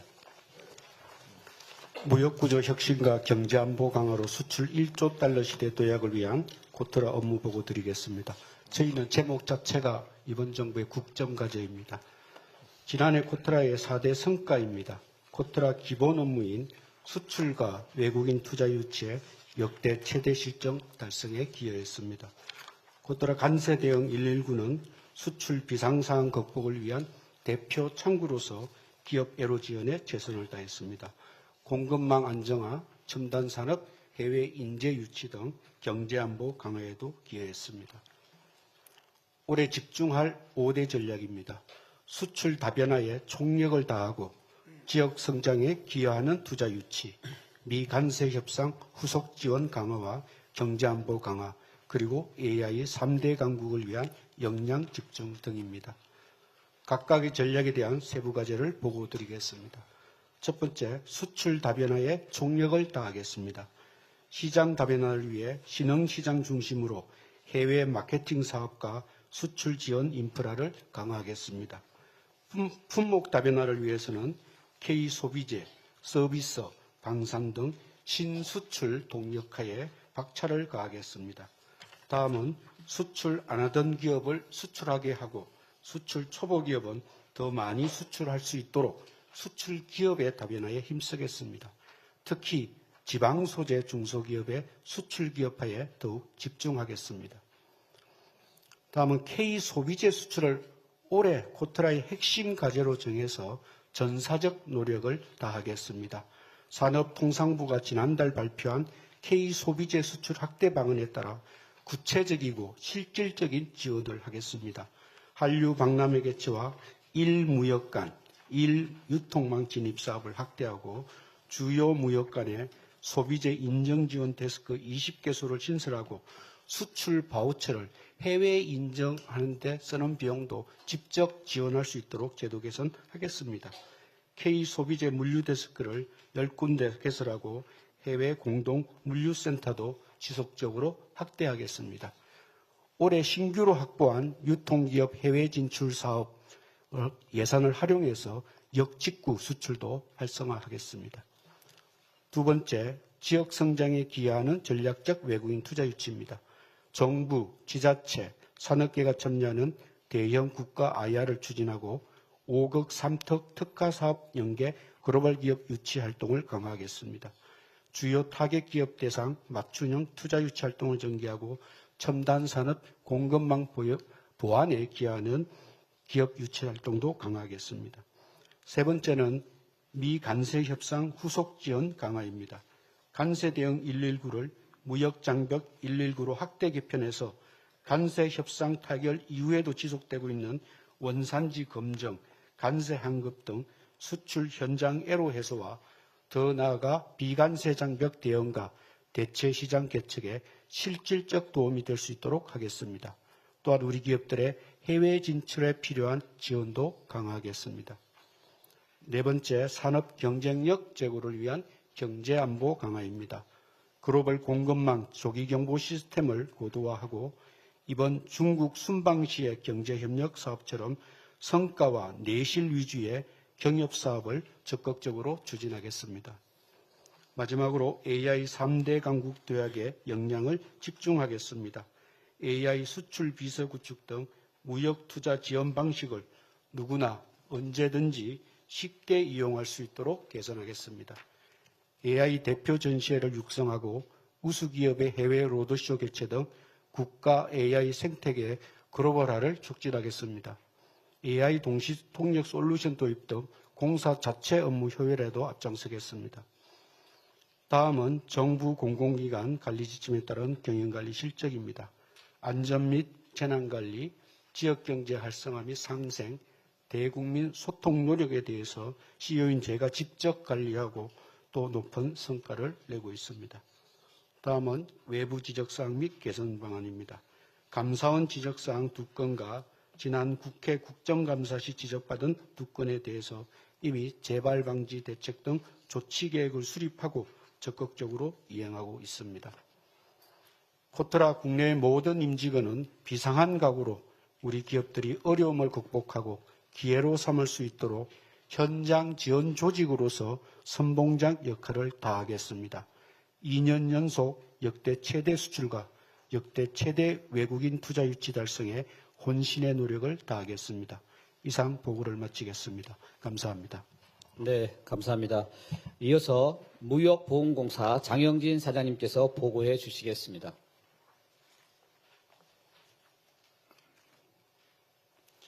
예, 안녕하십니까. 무역보험공사 사장 장영진입니다. 무역보험공사 업무 보고를 드리겠습니다. 먼저 25년 무역보험공사 4대 성과입니다. 공사는 지난해 전년 대비 13% 증가한 268조 원의 역대 최대 수준의 무역보험을 공급하여 전체 무역금융의 70%를 담당한 바 있습니다. 또한 중소중견기업을 대상으로 사상 최대인 109조 원을 지원하였고 2년 전 3만여 개 수준인 무역보험 이용기업이 작년에는 5만 3천 개사로 대폭 증가했습니다. 특히 수출 현장에는 양질의 수출 계약을 확보하고도 일시적인 재무 악화로 금융을 확보하지 못해 어려움을 겪는 중소기업들이 많이 있습니다. 기술력과 성장성을 갖춘 중소기업들이 자금이 없어 수출하지 못하는 일이 없도록 24년에 73억 원에 불과하던 특례 보증을 지난해 2,100억 원 규모로 확대 공급하여 수출 금융의 사각지대 해소를 위해서 노력하였습니다. 또한 우량 발주처에 크레딧 라인을 미리 제공하는 선금융제도를 적극 활용하고 이를 소비재와 전략산업부까지 확대하여 우리 기업의 수주와 수출을 선도하였습니다. 다음, 수출 7천억 불 성과에도 불구하고 아직 우리나라 수출 구조는 수출 대상 국가나 산업의 쏠림 현상이 있는 것이 사실입니다. 다음, 무역보험공사는 기존의 단순한 무역 리스크 관리의 틀을 넘어서 산업 통상 전략의 핵심 플랫폼이 되고자 합니다. 이를 위해서 통상 전략 실행, 산업정책 지원, 지역경제 성장을 공사의 3대 중점 추진 방향으로 설정하였습니다. 다음 중점 추진 과제를 보고드리겠습니다. 첫째, 원활한 대미 투자를 위한 중장기 금융 지원입니다. 한미 관세 협상 이후 대미 투자와 관련한 금융 수요가 대폭 증가할 것으로 보입니다. 올해 8조 원의 대미 프로젝트 금융 공급을 시작으로 30년까지 총 49조 원의 장기 저리의 경쟁력 있는 금융을 공급하겠습니다. 또한 미 에너지부, US 엑심, 민간 기업 등과 협력하여 한미 공동 프로젝트를 적극 발굴하는 한편 미국의 최대 관심사인 마스가 프로젝트의 성공을 위해 정부와 무역보험공사, 조선사 한라인을 구축하고 조선업 종합 패키지 금융을 도입하겠습니다. 이를 통해 올해 5조 원, 30년까지 총 25조 원의 관련 금융을 공급하도록 하겠습니다. 다음은 통상위기 극복을 위한 수출 다변화 작업입니다. 우리 수출은 상위 10개국을 대상으로 71%가 집중되고 반도체 등 일부 품목의 쏠림이 심화되고 있습니다. 무보는 수출 구조 다변화를 위해 전략적 접근을 추진하고자 합니다. 먼저 아세안, 중남미 같이 성장 잠재력이 있는 신흥국을 대상으로 무역보험 공급을 올해 총 66조 원 수준으로 확대하겠습니다. AI, 바이오, K컬처, 뿌리산업 등 성장 동력 확보로 수출 품목 다변화를 위해 노력하겠습니다. 또한 위험도는 높지만 공공인프라 등 수출 수요가 있는 중남미, 아프리카 지역의 경우 국제개발은행, ECA 등과 협력을 확대하여 리스크는 줄이면서도 지원 규모는 대폭 확대하겠습니다. 다음은 수출 중소중견기업 대상 생산적 금융 확대입니다. 우리 중소기업이 어려워진 근본 이유는 중국 등과의 공급망 경쟁이 심화되었기 때문이라고 생각합니다. 무역보험기금을 출연하는 대기업과 은행이 추천하는 우수 중소기업을 대상으로 충분한 금융 지원을 하여 우리나라의 공급망 경쟁력을 되살리겠습니다.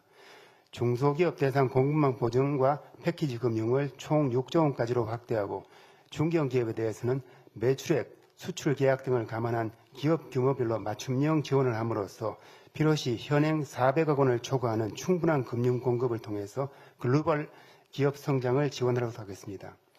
또한 미국의 관세 부과와 관련해서는 피해기업이 생기는 것도 소홀히 하지 않겠습니다. 대미 관세 피해기업 지원을 위해 보험료 할인 등을 지속 지원하고 성장성 있는 기업을 대상으로 특례 지원을 3천억 수준까지 확대하겠습니다. 또한 5극 3특 지역균형 성장 또한 공사가 앞장서겠습니다. 권역별 성장 산업을 찾아 보증한도 확대와 수출 컨설팅을 지원하고 지자체, 지역은행과 함께 지방에 소재한 중소기업들이 세계적 기업으로 성장할 수 있도록 충분한 금융 공급과 무역보험 접근성을 향상시키도록 하겠습니다. 넷째, 방산 AI 등 미래 전략산업 지원입니다. 방산 수출은 민간을 넘어 정부 차원의 논의가 진행됩니다. CEO 마케팅을 확대하고 현지 생산 패키지 지원을 실시하겠습니다. 이와 함께 AI 산업 육성과 국내 신재생 에너지 지원을 통한 대한 금융 공급도 강화하겠습니다. 또한 최근 기업들이 기술 확보를 위해서 M&A를 확대하는 추세에 있는 것에 대응해서 M&A 금융을 확대하고 R&D 혁신 기업에 대한 우대 금융을 제공하겠습니다. 마지막으로 디지털 혁신을 통한 업무 효율화 및 새로운 서비스를 제공하겠습니다. 공사는 지난해 9월 AI 선도 기관으로 선정되었고 AI의 전사적 확산을 위해서 AI 디지털 본부를 신설하는 등 조직 정비를 완료하였습니다. 또한 중소기업들이 무역보험을 보다 쉽게 이용할 수 있도록 비대면 다이렉트 보험을 전년도 2.3조 원 수준에서 올해 3조 원 이상으로 확대해 나가겠습니다. 또한 금년 하반기 신용정보 조회업 개시를 계기로 기업들에게 보다 정확한 수입자 정보를 제공하고 무역 사기 예방에도 힘쓰겠습니다. 또한 공사가 보유한 바이오 정보를 활용해 새로운 신용정보 플랫폼을 도입하고 데이터 개방을 확대하겠습니다. 안전 및 재난 관리에도 각별히 신경 쓰겠습니다. 특히 사이버 공격 등에 대응을 하기 위해서 다각화된 보안 장비를 활용해서 자체 정보 보안 방어 체계를 강화하겠습니다. 지역경제 활성화를 위해 기술력 있는 지방 소재 중소기업의 판로 지원을 강화하고 또한 상생결제 제도를 활성화하여 대금 지급의 안정성을 높이고 지역을 대상으로 경제 무역 관련 교육 기부도 병행할 계획입니다. 끝으로 무역보험 홍보와 정보 공개 강화로 모두가 참여하는 열린 무역보험의 틀을 만들어 나가겠습니다. 국익을 극대화하는 신통상정책 제1의 실행기관이 되겠습니다. 어려운 여건이지만 산업부와 협력하여서 수출 1조 불의 길을 만들어 나가겠습니다. 이상 보고를 마치겠습니다. 감사합니다. 네, 감사합니다. 지금부터 3시 48분까지 종합 토의를 시작하겠습니다.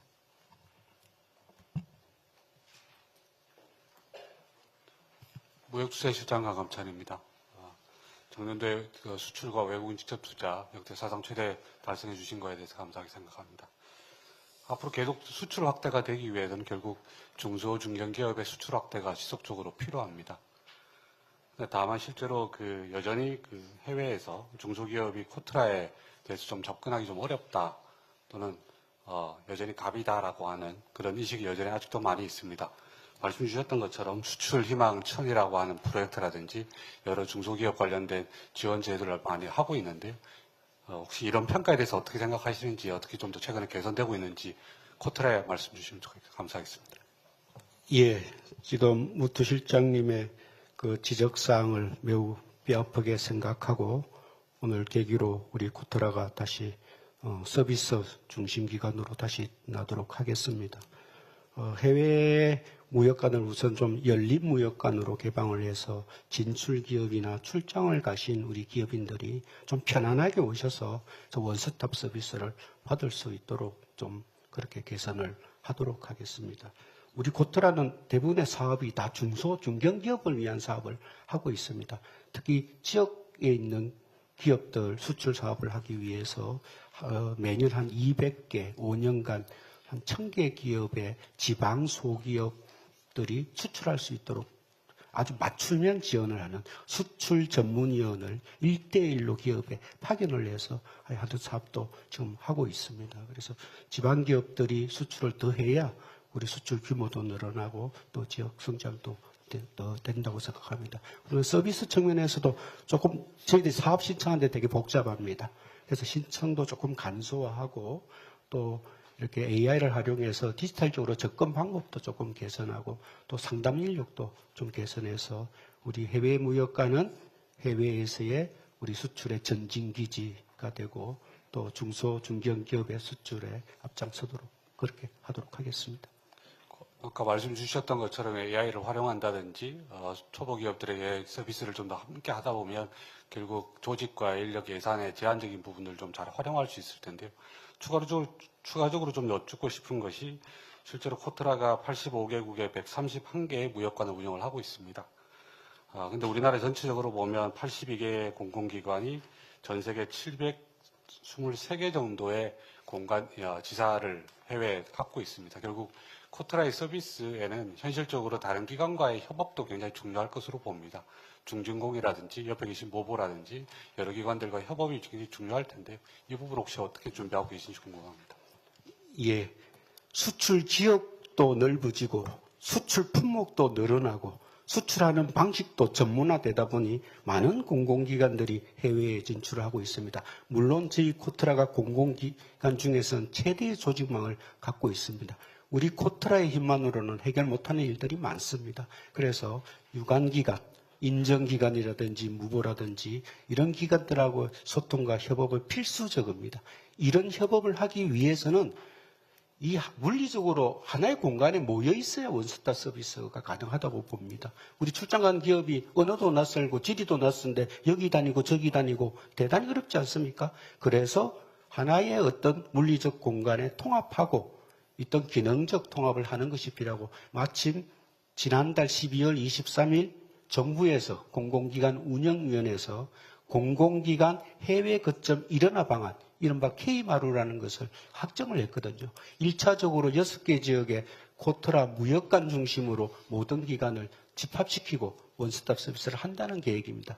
이 과정에 우리 코트라가 중심적 역할을 할 거고 좀 겸손하게 이 유관기관하고 잘 소통을 해서 유관기관이 전문적인 어떤 역량을 잘 발휘하면서 그러나 우리 기업 입장에서는 무역관에서 일괄해서 바이어도 만나고 무역보험도 해결하고 인정 서비스도 받고 이런 원스톱 서비스가 되도록 더 노력하도록 하겠습니다.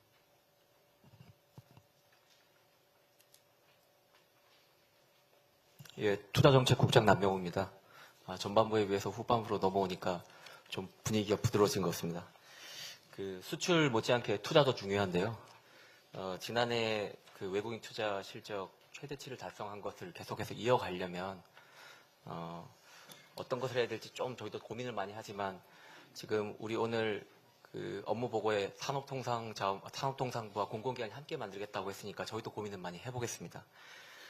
근데 그것도 중요한데 그 안에서 이제 그 5급 3특 이제 지역 경제 활성화라는 부분을 같이 좀 봐야 되는 부분이 있는데요. 이 외국인 투자가 어떻게 지역 경제 활성화에 이어질지에 대한 고민이 좀 더 많아야 되는 부분인 것 같습니다.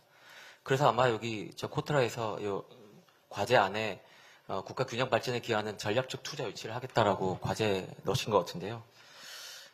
그 중심에 지자체 역할이 상당히 중요합니다. 근데 여기는 이제 단순히 정부, 지자체, 산업계가 참여한 대형 IR을 추진하겠다 한 꼭지만 들어있는데요.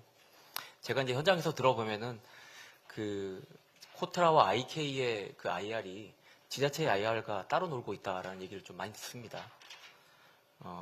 산업부에서 좀 반성할 부분이기도 한데 산업부와 지자체가 할 일이 있듯이 그 코트라 IK와 지자체가 같이 협업할 일들이 분명히 있을 거라 생각합니다. 좀 더 구체적으로 어떻게 어떻게 해서 좀 더 협력을 올릴 수 있는지에 대해서 그 오늘 IK 커미셔너 나오신 김태형 커미셔너께서 한번 말씀해 주셨으면 감사하겠습니다. 예, 지금 질문하신 내용에 대해서 저희들도 고민을 많이 하고 있습니다.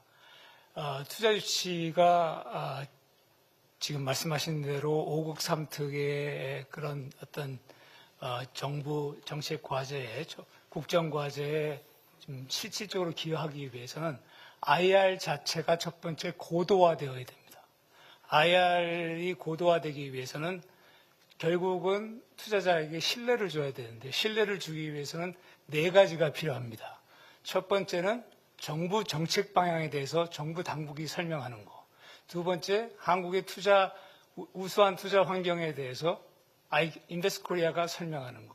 그리고 지방의 투자 기회를 지자체에서 직접 설명하는 노력. 그리고 마지막으로 외투 기업의 성공 사례.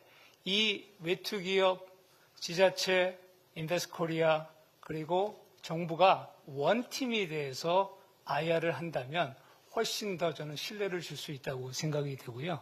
또 두 번째로는 타겟 기업 선정에 있어서 지금 5급 3특에 맞게 특화 지역이 지금 특화 산업이 지금 정해져 있습니다만 그 과정에서 소통을 단순히 타겟 기업을 선정하는 데 멈춰서는 안 되고요. 타겟 기업의 고위급, 의사결정을 하는 고위급과의 소통 채널을 확대해야 됩니다. 그 부분이 꼭 정부와 함께, 기업과 함께 노력이 돼야 되고요. 마지막으로 세 번째는 투자 기회. 우리는 지금 현재 지자체에서 IR을 하는 과정에서 초점이 부지 설명입니다. 부지 설명보다는 정부의 정책 방향, 큰 틀에서 말하면 이 모든 것들이 예를 들면 제조 AI 대전환, 맥스와 같은 그런 대전환의 어떤 정부 정책 하에서 각 지자체가 어떤 노력을 하고 있는지 연계, 이런 친밀한 좀 정교한 분석이 뒤따라주면 저희가 볼 때는 올해는 우리 코트라 사장께서 말씀하신 실질적인 성과로 이어질 수 있지 않을까 그렇게 생각합니다. 예. 그러기 위해서는 장관님께서 고위급 순방을 포함해서 여러 가지 띄워주셔야겠다라는 말씀을 하시는 것 같습니다. 저는 부르면 무조건 가겠습니다. 예, 무역정책과장입니다. 아까 사장님께서 수출 마케팅 얘기를 하시면서 이제 공공기관과의 협업이 필요하다라고 말씀을 주셨는데요. 연장선상에서 공공기관뿐만 아니라 지금 민간기업과의 협력도 굉장히 중요하다 봅니다.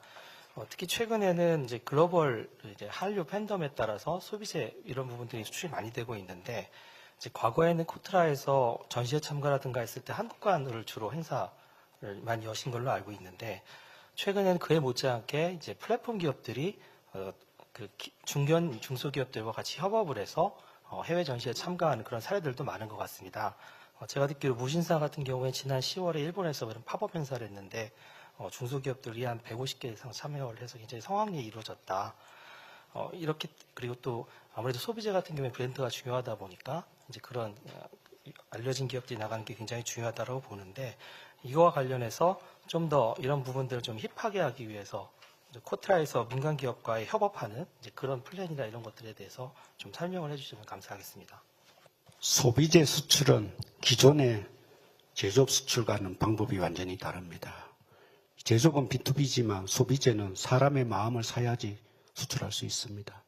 B2C가 되는 거고 그렇기 때문에 그래서 기존의 단순한 전시, 상담, 지사 이걸로는 통하지 않습니다. 지금은 또 이 한류로 인해서 이 트렌드가 거의 매일 실시간으로 그대로 다 중계가 됩니다. 그래서 소비재 수출에는 사람의 마음을 움직이는 거기 때문에 수출하는 방법에 대해서도 팝업 소프트웨어라든지 SNS 인플루언서 라이브 커머스라든지 또는 이 유통망에 직접 들어가게 지원해 주는 것이 필요합니다. 이번 중국 순방 기간 중에 징동닷컴이 라이브 커머스를 했는데 2시간 만에 4천만 원어치 팔렸습니다.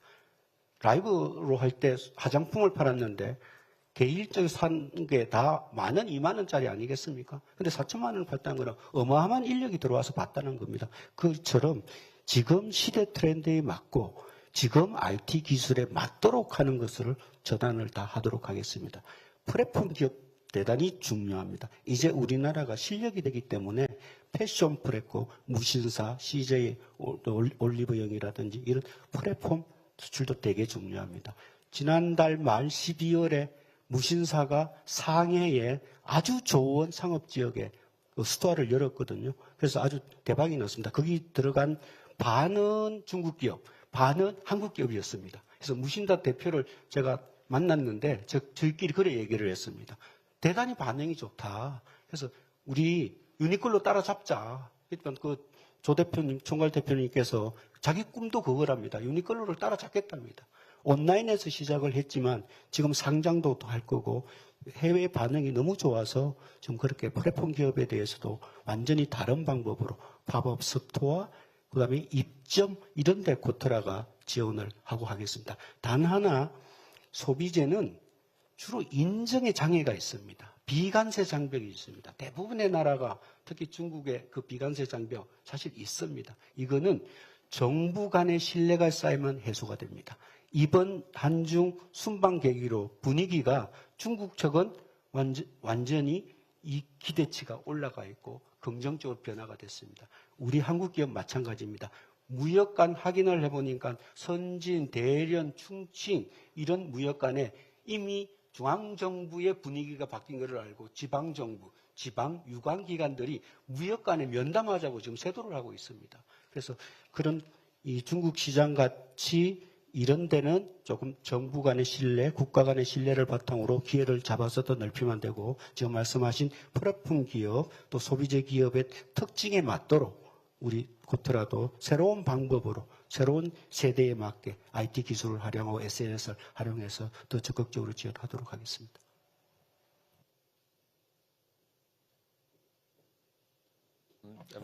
제가 한번 말씀드리겠습니다.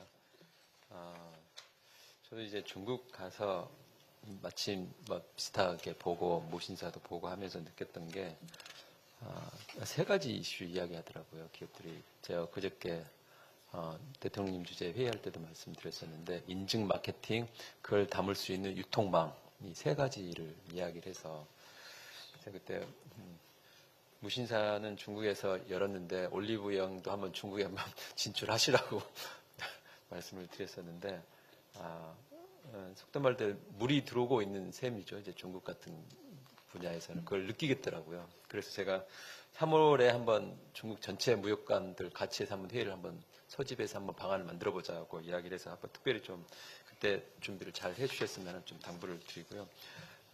지금 여기 관련해 가지고는 무보하고 우리 코트라하고는 세 가지 정도 한번 좀 이렇게 인식을 해주셨으면 좋은 게 다들 이제 수출도 7천억 그리고 투자도 최고치 뭐 하다 보니까 다들 관심들이 많습니다. 특히 이제 소비재, 특히 지금 이슈가 우리 두 분 다 말씀하셨다시피 품목과 지역 그리고 어느 주체, 뭐 중소 중견기업 중심으로 하다 보니까 그만큼 전 부처, 전 국민의 관심사가 지금 코트라가 하는 일, 무보가 하는 일에 집중이 돼 있기 때문에 쉽게 말하면 시어머니들이 굉장히 많이 생기고 이것도 해야 되는데 안 하고 있다. 뭐 이런 이야기들이 계속 올 1년 내내 아마 시달릴 것 같습니다. 저희 산업부도 아마 마찬가지일 테고 이 이슈 관련해가지고. 그래서 이럴 때는 중요한 게 일단 속도전이죠. 이게. 치고 나가는 게 중요한 것 같습니다. 안에서 검토 뭐 이렇게 하기보다는 주요 과제가 나오곤 했을 때는 바로바로 속도전이 필요한 것 같고 두 번째는 소통입니다. 관련 기관들 뭐 일반 국민들도 대상으로 중소기업 뭐 고객들도 대상이지만은 소통이 되지 않으면 하고 있는 것도 안 하고 있는 줄 알고 이렇게 뭐 무보나 코트라나 저희한테 이야기를 하는 게 아니라 다른 뭐 언론을 통해서든 국회를 통해서든 또 뭐 다른 데를 통해 가지고 이제 그렇게 갈 경우는 이제 비난이 되는 거죠.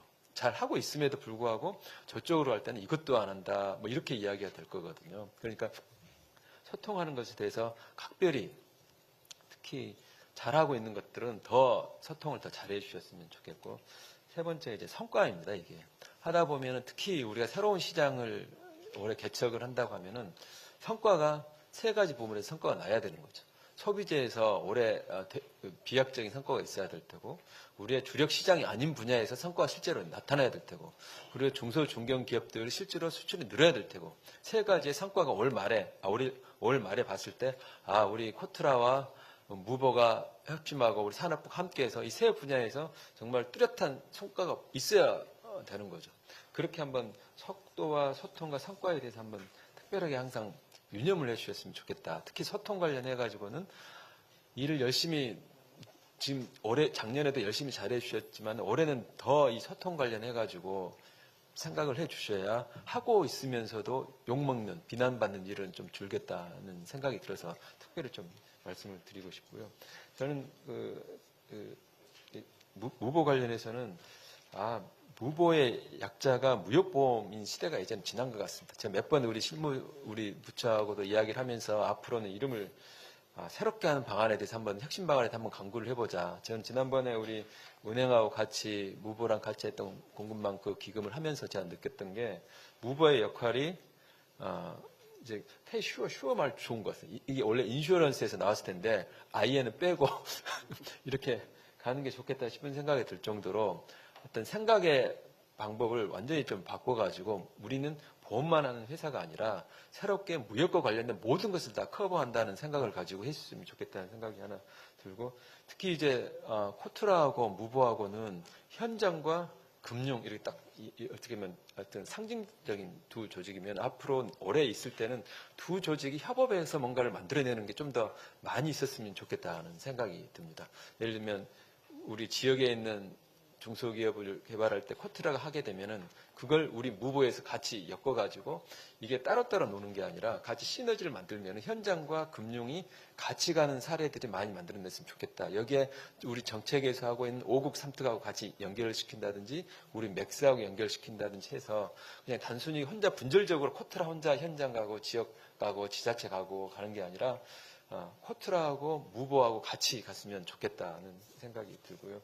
하나 조금 전에 마을 K마루 이야기가 나오서 그런 아까 좀 전에 우리 사장님 말씀하신 그 톤에서 K마루라는 게 시너지를 만들어내자는 건데 그 다른 조직하고 하기 전에 우리 무보하고 먼저 이렇게 같이 하는 게 나오면 훨씬 더 좋겠다는 생각이 듭니다. 그리고 K마루 관련해서 이것 관련해서 좀 아쉬움고 또 이렇게 좀 이렇게 발을 빼는 데도 있는데 코트라에서 이제 맏형처럼 같이 품고 이런 기관들을 좀 품어서 같이 가주셨으면 좋겠다는 말씀을 드리고 싶습니다. 네, 토의 시간이 약 4분 정도 남아 있습니다. 장관님 말씀 주시니까 제가 간단히 좀 답변드려야 되겠습니다. 예, 장관님 여러 가지 말씀해 주셨는데 저희 소통 관련해서는 저희들이 그 본부장이야 간부들한테 매주 숙제를 줘서 업계를 접촉하게 하니까 요즘 업계에서 무보가 왜 저렇게 뭐가 급하냐, 왜 저렇게 우리 귀찮게 하냐라는 정도로 해서 고객 만족도가 굉장히 높아지고 있습니다. 무역보험의 역할을 분명히 하라는데 저희들도 100% 동의하고 과거의 어떤 리스크 관리가 아니라 이제 해외 투자할 때 시설 자금, 운전 자금, 국내 투자에서도 관련 자금을 공급하는 역할을 지금 대폭 강화하고 있습니다. 또한 그 해외 지사의 역할을 과거에 단순히 채권 주심이 아니라 프로젝트 발굴이라든가 그런 걸 통해서 하고 장관님께 그때 보고됐던 것처럼 이제 기업이 그냥 따오는 계약을 지원하는 것이 아니라 우리가 먼저 발굴하자는 차원에서 아까 말씀드린 선금융을 적극적으로 활용해서 UAE 에드녹이라든가 루마니아 정부라든가 각종 미국과 유럽의 통신사들까지 해서 실질적으로 우리가 발굴한 프로젝트를 통해서 기업들에게 실질적인 지원이 되고 있습니다. 중소중견 기업 지원을 위해서도 저희들이 아까 말씀드린 공급망 보증이라든가 이런 부분이 제가 굉장히 좀 좋다고 생각하는 부분이 단순히 그냥 지원의 양을 늘리는 것이 아니라 대기업과 은행이 추천하는 우수기업이 정말 우리 우수기업에 대해서 저희들이 조금 더 강화된 지원을 함으로써 그 기업이 성장할 수 있는, 그래서 대기업의 핵심 공급망이 강화되는 그런 효과가 있다고 생각됩니다. 그런 면에서 저희들이 지금 그런 지원을 금년에 최대 6조까지 늘리겠다는 말씀을 보고드렸습니다. 또한 협업 관련해서 이제 이번 주에 우리 코트라 강 사장님하고 수출스타 500 MOU를 같이 하기로 되어 있고요. 그 다음에 저희들이 이제 그동안 이제 무역공사에서 오랫동안 좀 추진했던 정보 조회업이 있습니다. 중소기업들이 기존의 기관들이 너무 비싸서 이용을 못했는데 저희들이 아주 파격적인 저렴한 비용으로 해외 바이어 정보를 접근할 수 있는 그런 것들을 지금 금융위 인가를 지금 하반기에 받아서 이제 서비스를 할 텐데 우리 무역 코트라라든가 무역협회 관련 기관들이 추천하는 기업에 대해서는 또 우대하는 그런 방안도 적극 강구하도록 하겠습니다. 네, 감사합니다. 이것으로 수출 분야 업무 보고 및 토의를 모두 마치겠습니다. 마지막으로 장관님의 마무리 말씀이 있겠습니다. 오늘 4회차를 마지막으로 우리 산업부 공공기관 업무 보고가 마무리되었습니다. 오늘 여기서도 알 수 있듯이 다양하고 건설적인 의견들이 많이 나와 매우 의미 있게 생각을 합니다. 우리가 잊지 말아야 할 사실은 공공기관의 존재 이유는 오직 국민이라는 점입니다. 공공기관 자체가 아닌 거죠. 우리가 오늘 함께 머리를 맞대고 약속한 과제들은 단순히 계획서상의 문구가 아닙니다. 6개월 뒤에, 1년 뒤에 우리 국민 앞에 당당히 내놓아야 할 실질적인 결과물로 그 가치를 증명해야 합니다. 공공기관의 성과가 산업부의 성과이고 산업부의 성과가 우리 산업의 성과입니다. 그리고 더 나아가 우리 경제의 성과와 직결이 됩니다. 이를 위해서는 산업부와 공공기관이 원팀이 되어 한 배를 타고 같은 방향으로 노를 지어 나아가야 합니다. 산업부도 우리 공공기관과 함께 책임을 공유하며 든든한 버팀목이 되도록 하겠습니다. 장시간 수고 많으셨습니다. 감사합니다. 네, 이상으로 자원 수출 분야